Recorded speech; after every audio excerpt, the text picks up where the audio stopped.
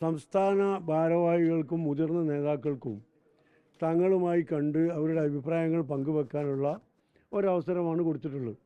എനിക്കറിയാവുന്ന പോലെ 1-2 ദിവസം കൊണ്ട് സ്ഥാനാർത്ഥികളെ പ്രഖ്യാപിക്കേണ്ടി വരും. കോൺഗ്രസിൻ്റെ സ്ഥാനാർത്ഥി ലിസ്റ്റ് കൂടി തയ്യാറാകുന്നതിനാണ് ഞങ്ങൾ വെയിറ്റ് ചെയ്യുന്നത്. ഞങ്ങളെ സംബന്ധിച്ചിടത്തോളം 10 മിനിറ്റ് മതി പ്രഖ്യാപിക്കാൻ. ഇന്ന് ഞങ്ങളെ ഉയർന്ന നേതാക്കൾ, സംസ്ഥാന ഭാരവാഹികൾ അവരുടെ അഭിപ്രായം നേരത്തെ തങ്ങൾ അറിയിച്ചിട്ടുണ്ട്. എന്നാൽ പോലും ഒരു അവസാനവട്ട ചർച്ചയ്ക്കാണ് തങ്ങൾ വിളിച്ചിട്ടുള്ളത്. ഒരു മീറ്റിംഗ് രൂപത്തിലല്ല. ഓരോരുത്തരും തങ്ങളെ പ്രത്യേകം കണ്ട് അഭിപ്രായം അറിയിക്കുകയാണ്. കാരണം പാർട്ടി വയനാട് ചേർന്ന, കൽപ്പറ്റയിൽ വെച്ച് ചേർന്ന പാർട്ടിയുടെ സംസ്ഥാന പ്രവർത്തക സമിതി യോഗം ബഹുമാനപ്പെട്ട തങ്ങളെ സ്ഥാനാർത്ഥി പ്രഖ്യാപനത്തിന് ചുമതലപ്പെടുത്തിയിട്ടുണ്ട്.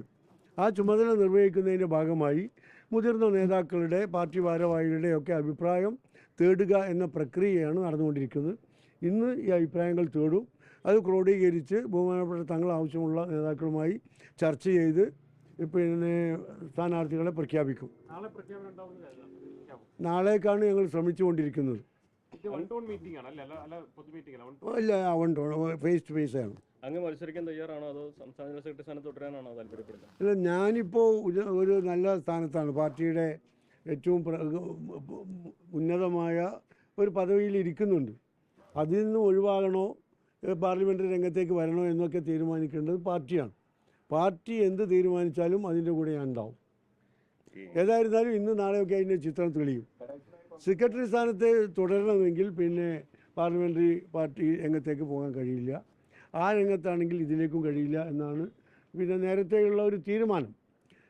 ഇപ്പോൾ ഈ കാര്യത്തിൽ എന്ത് തീരുമാനം എടുക്കും എന്നുള്ളത് പാർട്ടിയാണ് ചെയ്യേണ്ടത്. ജനറൽ സെക്രട്ടറി ആയിട്ട് തുടരാനാണ് താല്പര്യം എന്ന് അറിയിച്ചിട്ടുണ്ടോ?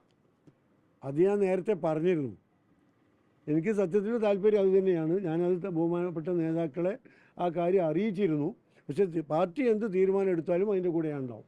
ലോകത്തെവിടെയായാലും ഏത് സമയത്തും 24 വാർത്തകളും ഓഗ്മെന്റഡ് റിയാലിറ്റി പാക്കേജുകളും എക്സ്പ്ലെയിനറുകളും വിശദമായി കാണാൻ ഞങ്ങളുടെ യൂട്യൂബ് ചാനൽ നിങ്ങൾക്ക് സബ്സ്ക്രൈബ് ചെയ്യാം.